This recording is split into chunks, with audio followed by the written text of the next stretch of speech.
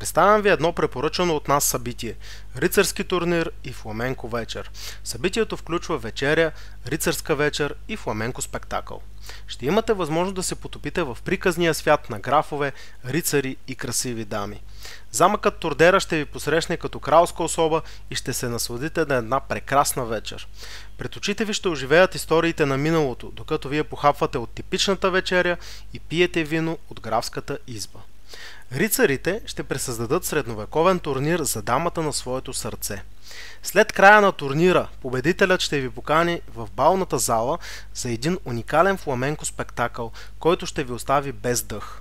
Ще се потопите в ритъма на танца, очакват ви грация и стил. Страстните ритми ще накарат кръвта ви да кипи.